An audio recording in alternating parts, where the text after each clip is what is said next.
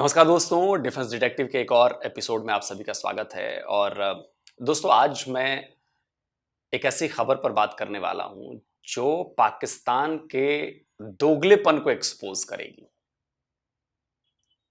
पाकिस्तान के उन आरोपों को बेनकाब करेगी जो भारत पर झूठी तरह से लगाए जाते हैं। और इनमें सबसे बड़ा आरोप होता है कि जी भारत में मुसलमानों पर जुल्म होता है। आज मैं इसका बहुत बड़ा सबूत देने वाला हूं कि पाकिस्तान किस कदर इस पर डबल स्टैंडर्ड का रुख अख्तियार करता है। सबसे पहले मैं आपको यह बता दूं कि जम्मू कश्मीर में 28 जुलाई का यह दिन इतिहास में दर्ज हुआ है। 3 दशकों बाद, 3 डिकेड्स के बाद श्रीनगर में उन रास्तों से मुहर्रम, जो हमारे शिया मुसलमान भाइयों का त्योहार है, मुहर्रम का प्रोसेशन निकला, उसका जुलूस निकला। हजारों लोग शामिल हुए इसमें और कश्मीर ने इतिहास बनाया 32 ईयर्स के बाद करीब करीब।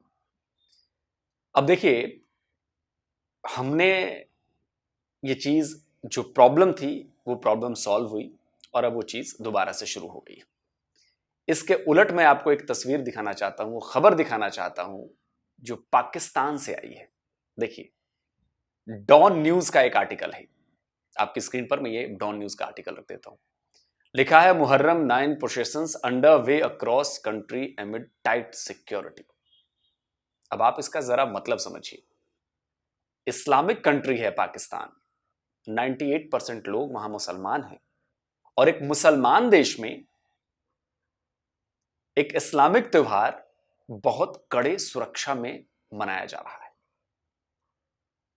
जुलूस को कड़ी सुरक्षा दी गई है कि कोई अनहोनी ना हो जाए, कोई ऐसी घटना ना हो जाए जिससे लोगों की जान माल का नुकसान हो। आप इस कॉन्ट्रास्ट को समझिए। पाकिस्तान कहता है कि जी भारत में मुसलमानों पर जुल्म होता है, लेकिन मुहर्रम के जुलूस में इस कदर टाइट सिक्योरिटी हमारे यहां नहीं लगती। जम्मू कश्मीर में हमारे यहां 32 साल बाद मुहर्रम का जुलूस निकलता है, वहां सब कुछ नॉर्मल है। लेकिन एक इस्लामिक राष्ट्र पाकिस्तान में जब शिया मुसलमान भाई हमारे जुलूस निकालते हैं मुहर्रम का, उनको टाइट सिक्योरिटी में निकाला जाता है। क्यों? क्योंकि पता है कि कुछ ना कुछ गड़बड़ हो जाएगी। अच्छा, अब देखिए, हमारे यहां कहते हैं कि जी कश्मीर में बंद रहता है इंटरनेट और ये होता है। अब देखिए, मुहर्रम के लिए जियो न्यूज की यह खबर है। हेडिंग देखिए, ध्यान से पढ़िएगा। Muharram mobile services suspension hits parts of Pakistan. Pillion riding also banned in several areas. Landline services to remain functional. Cable net services to continue uninterrupted. यानी कि जो मोबाइल सर्विसेज हैं वो बंद कर दी गई।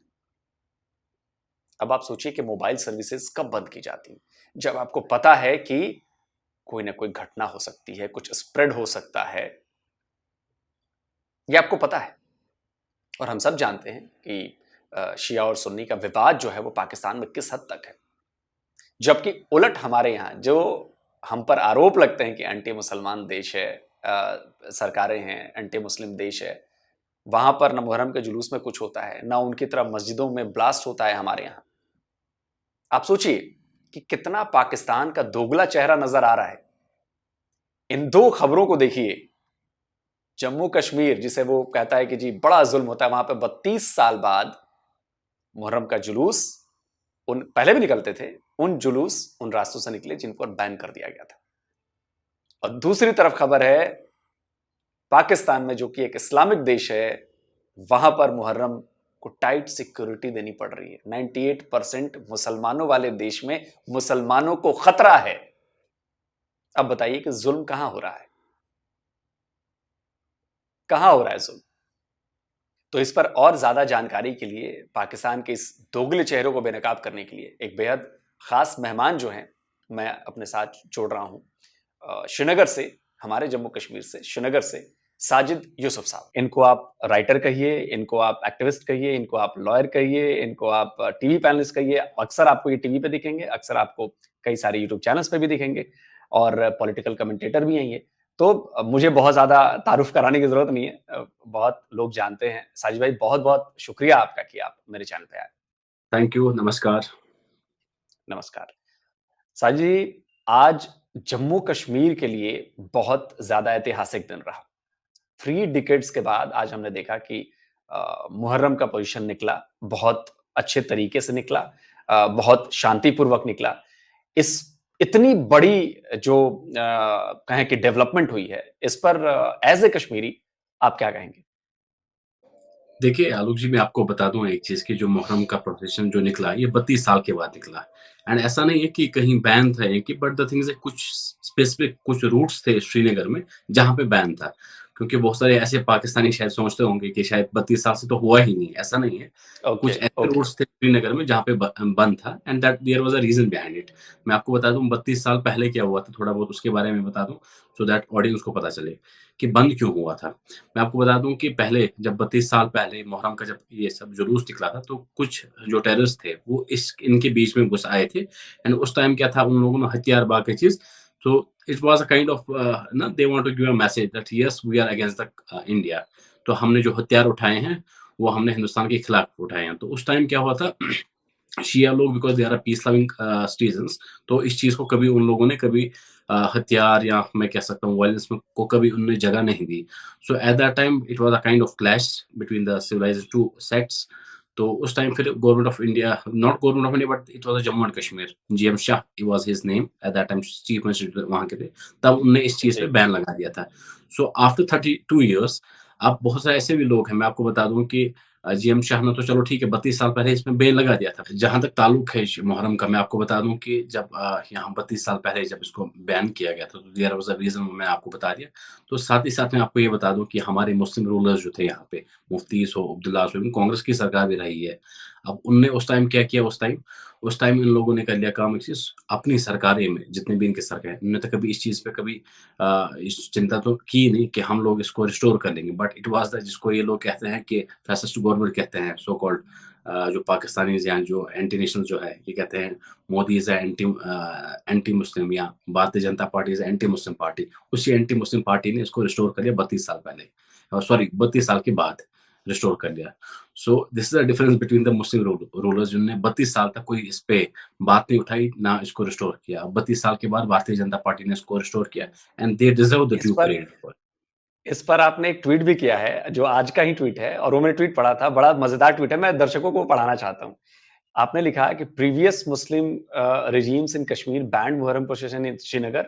The BJP, a Hindu nationalist party, has allowed Muharram procession to take place. Who should be considered the enemy? The one who banned the tradition for 32 years and one who restored it.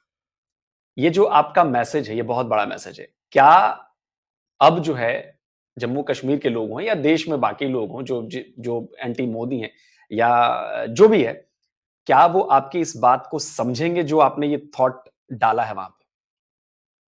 देखिए आलोक जी, मैं एक बता दूँ कि ये जो मैंने tweet किया, इसके बाद मैंने एक और ट्वीट किया था, तो एंड रीज़न वाज़ कि ये चीज़ डालने का, क्योंकि मैं एक मैसेज चाहता था कि लोगों तक जाए, ख़ासकर जो कश्मीरी मुस्लिम पॉपुलेशन है, उसको पता चले ये सब चीज़ें।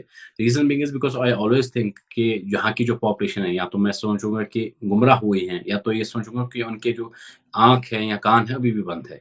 तो it was a kind of message which I want to deliver with my from through my tweets. तो मैंने जो दूसरा ट्वीट किया था, मैंने ये कहा था कि मैं आपको याद दिला दूँ कि इट वाज़ ना Jammu Kashmir peoples democratic party, जिन्होंने पैलेट गन को यहाँ इंट्रोड्यूस किया था कश्मीर में। जी, इम्प्लीमेंट किसने जी, किया? जी, नेशनल जी। कॉन्फ्रेंस ने किया।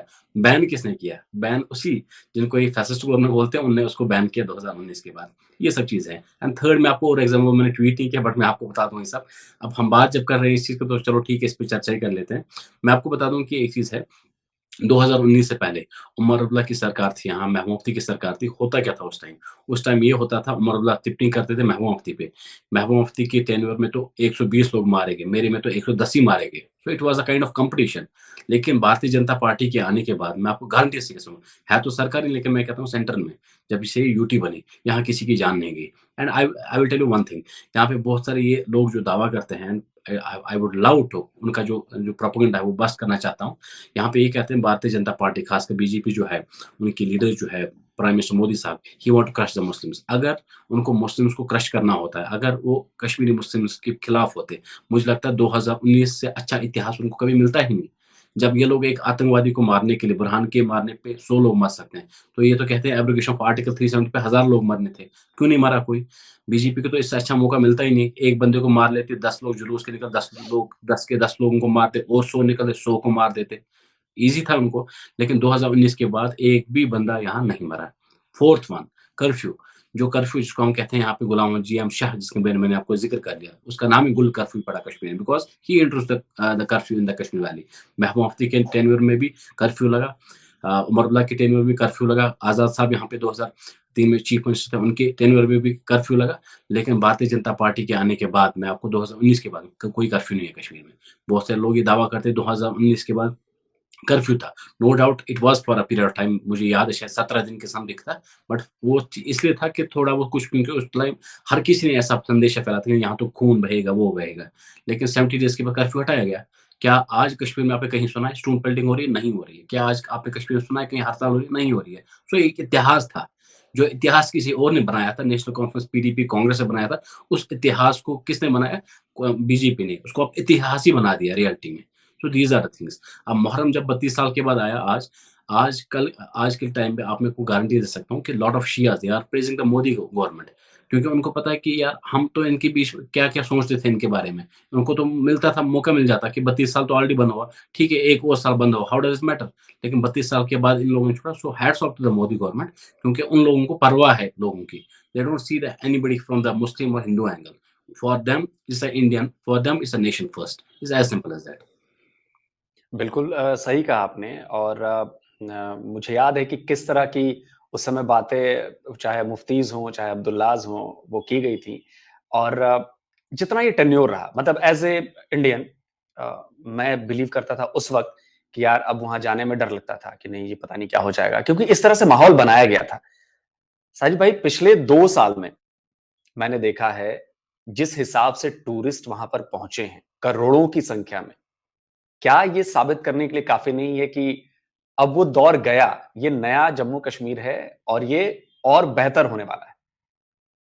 ये एब्सोल्युटली मैं आपको बता दूँ, देखिए आलोक जी, मैं आपको बता दूँ, क्या मैं ये मानता हूँ, क्या किलिंग्स या कहीं फॉर एग्ज़ाम्पल हम कैसे डाकू या कोई भी होते, क्या वो हमारे इंडिया के किसी कोने में नहीं होते? होते हैं, हर किसी सोसाइटी में होते होते हैं, हैं, बिल्कुल। यूपी में हाँ, होते हैं, होते हैं। दिल्ली में होते हैं, पंजाब में होते हैं, हर किसी हुँ, जगह होते हैं। अब कश्मीर में जब कोई इंसिडेंट होता है तो उस लोग के ये जो पॉलिटिशियंस हैं, सो कॉल्ड पॉलिटिशियन, हमारे खासकर रीजनल पॉलिटिकल पार्टीज़ वाले, ये लोग जानबूझ के ये दिखाना चाहते हैं, देखिए कश्मीर में तो हालत खराब है।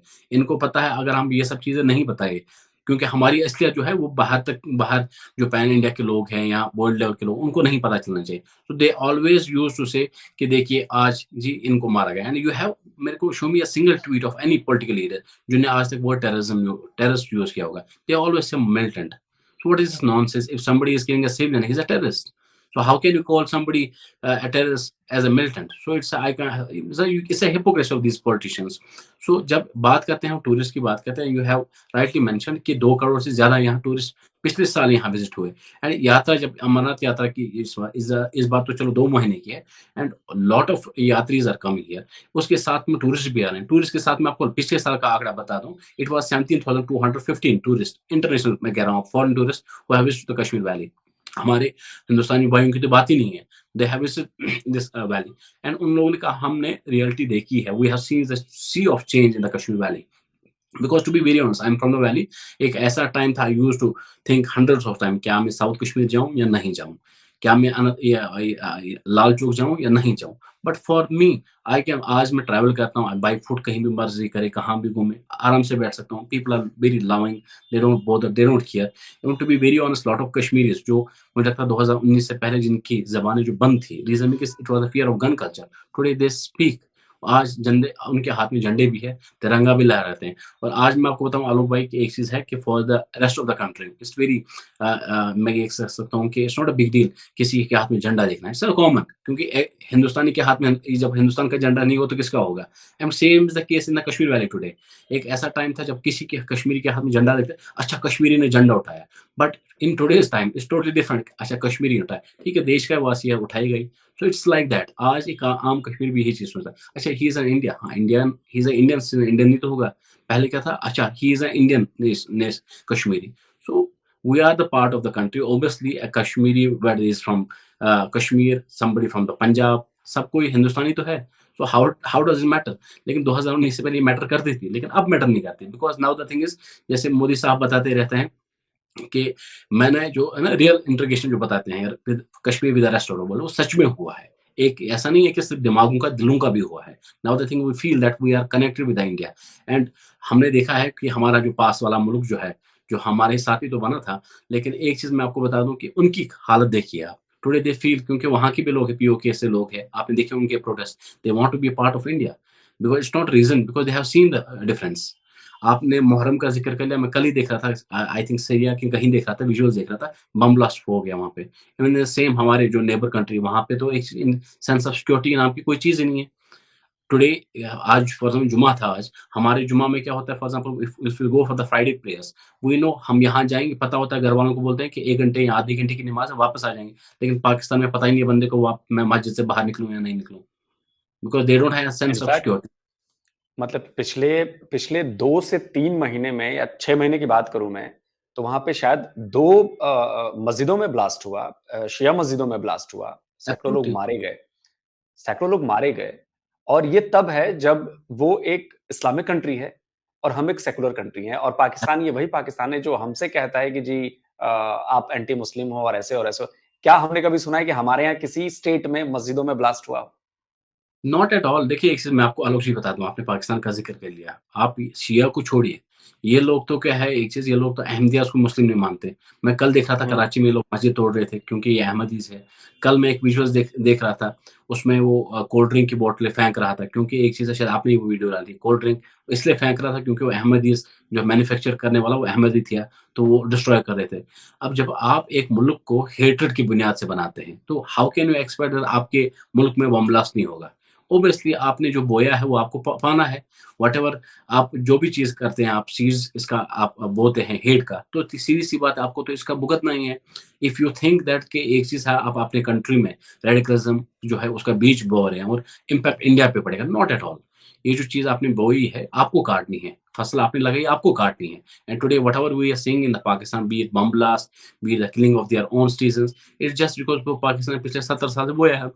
ये लोग तो दावा करते हैं, एंड मुझे तो हँसी आती है कभी-कभार पाकिस्तान पे। They say when I see the visuals, they claim to somebody जो है ना वर्ल्ड डेज़िग्नेटेड जो टेररिस्ट है ऑफिस, उसको इन लोगों को ह्यूमन राइट एक्टिविस्ट बना के रखा है। कभी इनको बोलते हैं ये तो पीस राइट एक्टिविस्ट है। मुझे इस चीज़ पे हँसी आती है। हाउ कैन दे क्लेम, जिसको वर्ल्ड मानता है कि ही इज़ अ दहशतगर्द, उसको कहते हैं ये तो पीस सिटीज़न है। किस चीज़ का पीस? आई थिंक कि शायद या तो हम इंडियंस इसको जानने में, शायद हमें, मुझे लगता है कि सुनने में हमें प्रॉब्लम हो गई है। When they say peace, it is P I E C E not P E A C E. So I think that at that point of view Pakistanis are right. ये उस पीस के बारे में बात है, क्योंकि वो चिपटे ही उड़ाता है लोगों के। अब देखिए साजिद भाई, आज मुहर्रम है, पाकिस्तान इस्लामिक कंट्री है और आज वहाँ के अखबारों में मैंने देखा तो हेडलाइन थी कि Muharram processions under way across country amid tight security. अब आप सोचिए, मुसलमानों को एक इस्लामिक राष्ट्र में टाइट सिक्योरिटी देनी पड़ रही है और वो ये कंट्री है जो कहता है कि जो सेकुलर हमारा देश है इंडिया, वहां पे जुल्म हो रहा है मुसलमानों। देखिए, एक चीज़ आलोक जी मैं आपको बता दूँ कि जो पाकिस्तान ये जो बता रहा है, इनमें साथ-साथ में ये भी बता दूँ, आप जो कह रहे हैं इनमें टाइट सिक्योरिटी, वहाँ तो इंटरनेट भी बंद है। ये आज का नहीं है, मैं कई सालों से, इवन जब भी ये सब चीज़ें होती है, I have been following Pakistan since long now. So I have seen, क्योंकि यहाँ जब ये मुहर्रम का होता है, वहाँ कर्फ्यू लग जाता है, बिकॉज़ उनको ये नहीं पता कि क्या पता शिया सुन्नी लोग जो है वो भड़क जाए उस चीज़ पे, because I am myself Sunni, but I know how they treat the Shias. They say कि दे आर द काफिर्स। They say Ahmadis are not from our sect, they are not Muslims. So this is a hatred. And दूसरी चीज़ है, ये लोग they lecture to somebody, and I will not hesitate if they say कि हम तो बोलते हैं secular, लेकिन it's a majority of the Indians, they are this ना Hindus. But today a Muslim feels more secure in the Hindu nations country than the Islamic Republic of Pakistan or somebody else. It's not necessary. अब दूसरा चीज़ मैं आपको बता दूँ, sometime they say कि हम Islamic नाम तो बड़ा रखा है Islamic Republic of Pakistan, but when it comes to China, तो चाइना के बारे में क्या होता है कि चाइना जुल्म कर रहा है, किस पे, यूगर मुस्लिम्स पे जुल्म कर रहा है। They are banning the name of Mohammed, they are crushing the Muslims, they are just destroying, converting the mosques into the bathrooms, washrooms. I have seen these things. वो जो टाइल्स लगते हैं नीचे, मार्बल लगते हैं, उस पे कलिमा लिख लिया होता है। लेकिन आज तक कभी पाकिस्तान ने किसी ने बोला नहीं। रीजन बीइंग इज ना बाप बड़ा ना भैया, the whole thing is bad, सबसे बड़ा रुपया। This all think about the money. So Pakistan always believe money, उनको कोई फ़र्क नहीं पड़ता है। वो दुनिया को बताते हैं कि हम लोग इस्लाम के ठेकेदार हैं, बट रियलिटी हर किसी को पता है। टर्की हमारा जो खासकर आजकल वो इनका पाकिस्तान का एलाई जो बना हुआ है, वो बड़ी-बड़ी दावा करते हैं कि हम भी जी इस्लाम के ठेकेदार बने। कुर्दिश मुस्लिम्स का क्या कर रहे हैं? What they are crushing them. So जितने भी आपने आप दुनिया में किसी भी कोने में देखिए, जहाँ-जहाँ आपको लगेगा सो कॉल्ड जो ये इस्लाम के ठेकेदार हैं, इन लोगों ने इनके ही मुल्क में सबसे ज़्यादा ये सब चीज़ें होती हैं। अल्हम्दुलिल्लाह हमारे मुल्क में तो ये सब चीज़ें नहीं होती। हिंदूज़ हो, हमारे हिंदू भाइयों के फेस्टिवल हो तो मुस्लिम्स उसमें सेलिब्रेट करते हैं।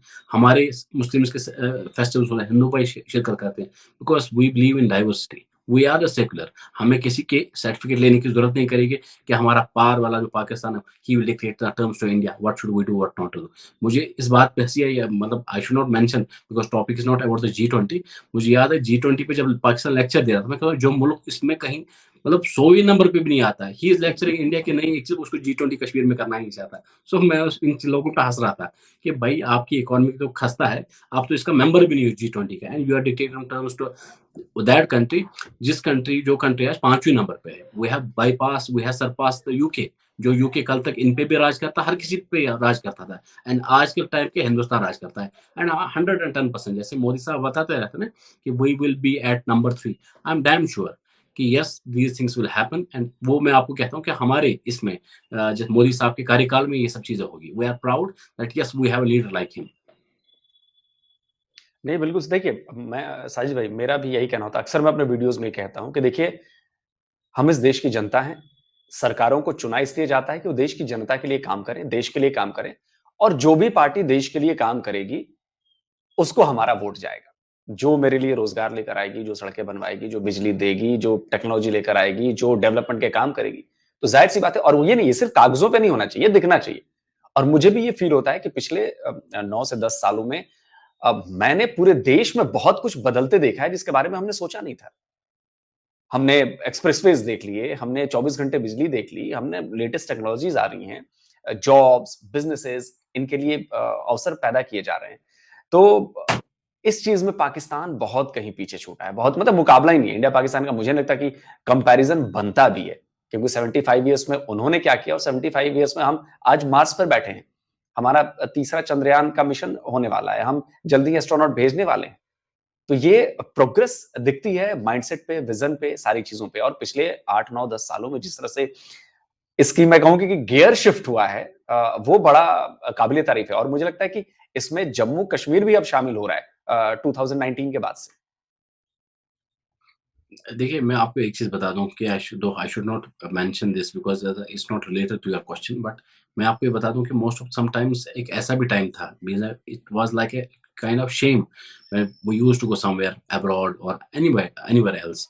हमें लगता था कि मुस्लिम आइडेंटिटी मीन्स मतलब एक दाग लगा था, एक मुस्लिम होना मीन्स या कश्मीर होना मीन्स टेररिस्ट। लेकिन आज क्या है, एक फ़ख्र से आज जब हम when we go with the Indian passport ना, everybody respects us. It's just because why, देखो see you might have seen my tweets, I always support prime minister Modi. आपने मेरे को पार्टी लाइन पे कभी बात करते हुए नहीं देखा, I always support the prime minister Modi every time. Why? Reason being is because उन्होंने सिर्फ हमारे देश की नहीं, बट एज़ अ कश्मीरी मेरी भी एक छवि बना ली है दुनिया में। अगर एज़ अ अभी कश्मीरी होने के नाते मैं इंडियन पासपोर्ट लेके कहीं भी दुनिया में घूम लूँ, क्योंकि एक इंडियन का जो रुतबा है पूरी दुनिया में उनको सलाम करती है। जब हमारे जो ये लोग क्या बोलते हैं इसे दुबई या सूरी, जिसको हम कल तक कहते थे कि वहाबिज़्म का हब है, जब वो जय श्री राम बोल सकते हैं, जब वो हमारे मंदिरों का उद्घाटन के लिए आते हैं, जब वो अपने ही मुल्क में मंदिर का निर्माण करते हैं, तो that means they also know कि ये जो कंट्री है, ये they don't believe in hatred. They separate the उनको पता है इस चीज़ का क्या होता है कि जब आप एक ही मज़हब का जुर्म जो बेचते हो, तो उसका नतीजा क्या मिलता है। Why they are just having a progress. जो किंग सलमान जो है, उसकी सोच क्यों खुल गई? Because he have seen the things. उसको पता है कि हम सिर्फ ऑयल पे डिपेंड नहीं रह सकते, we need tourism, and tourism के लिए India is also part. Other जितने भी वर्ल्ड के जितने भी ममालिक है, चाहे कोई भी हिंदू नेशन हो, क्रिश्चियन हो, कोई भी हो, हर किसी ममालिक के हर किसी मजहब के लोग उनके मुल्क में जाते हैं। अगर कल की डेट में ये चीज़ कहते हैं नहीं ये तो इस्लामिक मुल्क है तो कोई जाना सब मानना छोड़ देंगे, एंड इट्स अ प्रोग्रेसिव सोच। I must appreciate that king Salman at उनकी ये सोच है। बट साथ साथ मैं ये कहता हूँ कि हमारा प्राइम मिनिस्टर जो है, he is not taking a break. आज के टाइम में एक चीज़ है, मुझे लगता है कि आज के टाइम पे मेरे जैसा बंदा क्या, I will be very honest, मुझे लगता है हार्डली मैंने कभी स्कूल गया हूँ, क्योंकि हमारे यहाँ क्या था एक चीज़, once upon a time it was a हड़ताल, it was a curfew, it was a stone pelting.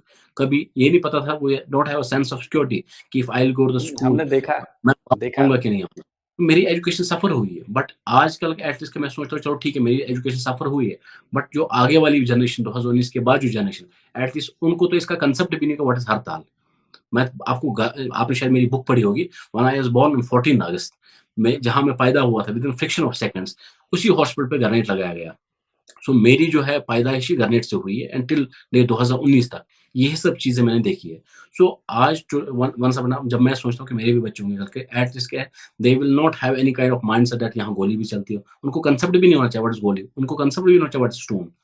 So when I see these things, I get happy. Okay, at least there is someone who is working around the clock for the country. It's not only for the Kashmir, but around the clock for the country. We should appreciate that. आप कल के date में कौन सी सरकार doesn't matter, लेकिन आपका prime minister आपके लिए कहता है यू शुड अप्रिशिएट हिम, वो किसी भी पार्टी का हो। मुझे लगता है अगर कल के डेट में कोई भी हो या इससे पास्ट में, अगर कल के डेट में क्या है, कांग्रेस का कोई भी प्रधानमंत्री देश के लिए अच्छा काम, मैं उसको सीना ठोक के सलाम कर लेता। अब वो उस लायक थे नहीं तो मैं उनको सलाम नहीं कर पाया। अब प्राइम मिनिस्टर साहब जो है हमारे नरेंद्र मोदी साहब है, वो इस चीज के लिए he deserve the salute, he deserve respect, that's why I like him, that's why I respect him. बिल्कुल, और अच्छे काम की तो तारीफ होनी ही चाहिए, वो चाहे अक्रॉस द पार्टी लाइन। मुझे नहीं लगता कि जब कोई अच्छा काम होगा उसको आप जबरदस्ती कहो कि नहीं जी अच्छा नहीं हो रहा है, तो ये तो आप एजेंडे के तहत समझ में आता है। 2019 के बाद आज 4 साल होने को आए हैं, और जिस तरह से जम्मू कश्मीर में इन्वेस्टमेंट्स आ रही हैं, जिस तरह से जम्मू कश्मीर में टूरिज्म बढ़ा है, जैसा आपने G20 का ज़िक्र किया, उसके बाद मैंने देखा कि भई कई विदेशी यूट्यूबर्स, न्यूज़ीलैंड वाले को देखा, एक अमेरिकन को देखा, वो अपने व्लॉग्स बना रहे हैं, कश्मीर की वादियों में घूम रहे हैं। क्या 2019 के बाद से जिस तरह से हमने कश्मीर पर फोकस किया, जम्मू कश्मीर को दुनिया के सामने रखा, क्या पाकिस्तान का प्रोपेगेंडा तोड़ने में क्या हम कुछ हद तक कामयाब हुए हैं? कि लोग, दुनिया जो है, वो पाकिस्तान की नज़रों से जम्मू कश्मीर को ना देखे, अब वो इंडिया की नज़रों से देखे। देखिए, एक चीज़, पाकिस्तान को पहली बात मैं आपको बता दूँ, उसको कोई सीरियस लेता नहीं था, बिकॉज़ उनका कोई कंट्रीब्यूशन है ही नहीं। If you will see the Pakistan, उनका कहीं कंट्रीब्यूशन, उनका आज तक कभी भी कंट्रीब्यूशन रहा वो हुआ, जितने भी आतंकी हमले हुए उनका पाकिस्तान का कंट्रीब्यूशन था। तो वो कंट्रीब्यूशन जो उनको क्रेडिट मिलना चाहिए वो मैं उनको देता हूँ, कि एट लीस्ट कोई ना कोई इंडस्ट्री तो है, जैसे टेररिज्म इंडस्ट्री, उनमें तो उनका नंबर 1 पे आता है। सो मैं उनको वो क्रेडिट दूँगा, सीधी-सी बात, उसमें तो कोई मेरे को आश्चर्य होगा नहीं। लेकिन मैं आपको बता दूँ साथ-साथ में, जब जम्मू कश्मीर की बात करता हूँ, 2019 के बारे में बात करूँगा एक चीज़। जब यहाँ G20 आया, अभी तक तो चलो ठीक है, बाकी इंडिविजुअल्स आते थे and they used to post that things are normal in the Kashmir valley, but the Pakistan के नहीं, ये लोग झूठ कह रहे हैं। कभी-कभार वो क्या, कभी-कभार अगर अमेरिका में कोई टूरिस्ट आए, वो लोग उनको भी बताते somebody else. They used to blame them. But with the passage of time, जब आज मुल्क, पूरे मुल्क के G20 की जब डेलीगेशन ही कश्मीर आई, तो पूरी दुनिया की नज़रें उस थी। उस टाइम इनका प्रोपेगेंडा फेल हो गया। एंड आज की डेट में भी ऐसा नहीं है, पाकिस्तान आज भी करता है। मुझे याद है जब शायद बुरहान डे था, टू बी वेरी ऑनेस्ट किसी को पता भी नहीं था कश्मीर में बुरहान डे है। वो तो मुझे मीडिया से पता चला, शायद नेशनल मीडिया की किसी मीडिया ने शाम को दिखा दिया, तब मुझे पता है आज तो बुरहान डे था। यहाँ तो किसी को कानो-कान खबर नहीं थी। सो हू बोदर्स? आज फॉर एग्ज़ाम्पल एक चीज़ है, तब तो बड़ा तोप बना हुआ था, आज कहाँ है? ज़मीन के अंदर। तो हू केयर्स? अब बड़े-बड़े लश्कर अब आए, बड़े-बड़े AK-47 लेके आए हैं। How does it matter? It doesn't make any sense now. So we Kashmiris, we want to progress and we have seen the development after the application of Article 370. हाँ, मैं ये भी मानता हूँ, बहुत सारे लोग तो ये कहते हैं कि नहीं जी यहाँ पे अनएम्प्लॉयमेंट है। आपका 70 साल का बैगेज 7 साल में या 4 साल में नहीं होगा खत्म। ठीक नहीं हो सकता, it's not possible. If you think कल के डेट में क्या आपके पास रोड्स नहीं थे, आज आप कहेंगे देखिए एक चीज़ है, यहाँ पे तो बारिश की वजह से आज पानी आया हो, ये तो आपका 70 साल का बैग है। तो उस हिसाब से पूरी कश्मीर की एक-एक रोड खोदनी पड़ेगी, ड्रेनेज बनानी पड़ेगी। So these things will take time and why the Modi government सबसे पहले एब्रोगेशन के बाद सबसे पहले किस चीज़ पे किया? ग्रास रूट डेमोक्रेसी पे काम किया था। Why? It was the reason, ताकि एक-एक गली-गली, एक-एक कोचे पे यहाँ का आम जो नागरिक है, वो काम करे, वो पैसे उसके खाते में जाए। ये जो चोर, बाकी जो करप्शन वाले लोग जो थे, बैठे थे, उनको साइडलाइन करके डायरेक्ट एक आम कश्मीरी सरपंच, बाकी चीज़ इनके खाते में डाली। And who are that sarpanch? There was no muftis, there were no Abdullahs, there were no Gandhis. It was somebody Muhammad Sulaiman, it was somebody Amit Kumar, it was somebody from the other community. So ये एक आम जो है, आम जो लोग हैं, आम जो जनता है, वो चुन के आए। They represent, I feel proud that मेरे को एटलीस्ट मुफ्ती उब्दुल्ला इन चोरों से अच्छा है कि कोई जमींदार का बेटा मेरे को रिप्रेजेंट कर रहा है, आई फील प्राउड।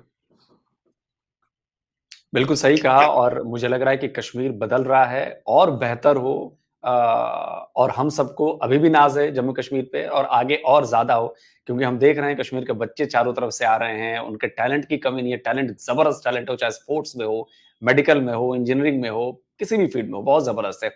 साजिद भाई बहुत बहुत शुक्रिया आपका कि आपने टाइम निकाला और इस मुद्दे पर बात की, पक्ष रखा, जम्मू कश्मीर को आपने वर्ल्ड मैप पर रखा। बहुत बहुत शुक्रिया, धन्यवाद। Thank you so much, bye, जय हिंद। जय हिंद।